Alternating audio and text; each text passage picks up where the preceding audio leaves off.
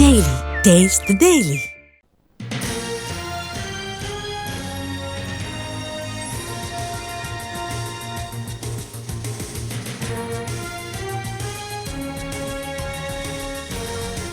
కరూర్ తొక్కిసలాట కేసును సీబీఐకి ఇచ్చేందుకు నిరాకరించింది Madras high court Madurai bench. Case దర్యాప్తు ప్రారంభ దశలోనే ఉన్నందున ప్రస్తుతానికి ఎలాంటి ఉత్తర్వులు ఇవ్వలేమని చెప్పింది.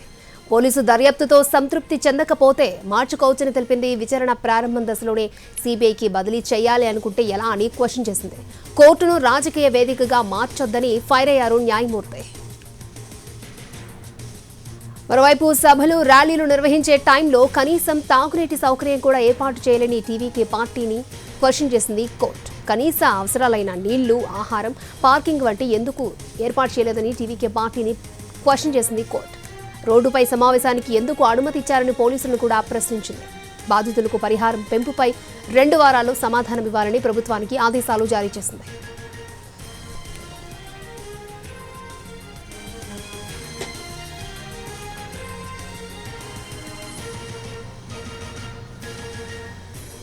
కరూర్ తొక్కిసలాట కేసును సీబీఐకి ఇచ్చేందుకు నిరాకరించింది మద్రాస్ హైకోర్టు. కేసు దర్యాప్తు స్టార్టింగ్లోనే ఉన్నందున ప్రస్తుతానికి ఎలాంటి ఉత్తర్వులు ఇవ్వలేమని చెప్పింది. పోలీసు దర్యాప్తుతో సంతృప్తి చెందకపోతే మార్చుకోవచ్చంటూ కూడా తెలిపింది. అలాగే విచారణ ప్రారంభ దశలోనే సీబీఐకి బదిలీ చేయాలనుకుంటే ఎలా అంటూ కూడా ప్రశ్నించింది.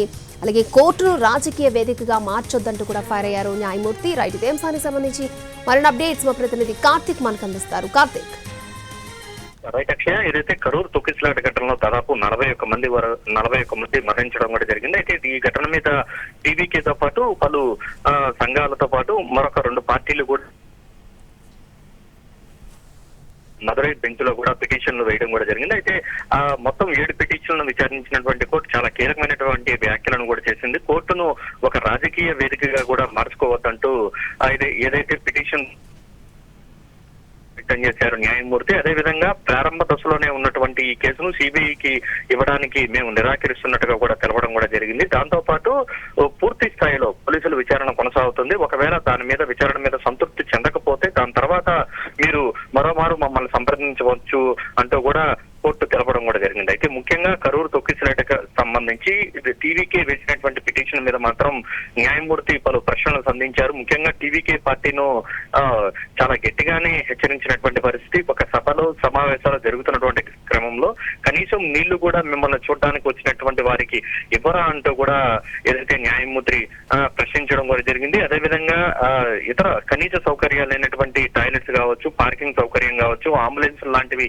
ఎందుకు పెట్టుకోలేదు, ఎందుకు సరైన సమయానికి రాలేదంటూ కూడా న్యాయమూర్తి టీవీకేకి సంబంధించినటువంటి వారి మీద కూడా ఆగ్రహం వ్యక్తం చేశారు. అదేవిధంగా ఇటువైపు ఏదైతే రాష్ట్ర ప్రభుత్వం మీద కూడా కొన్ని ప్రశ్నలు కూడా న్యాయమూర్తి సంధించడం కూడా జరిగింది.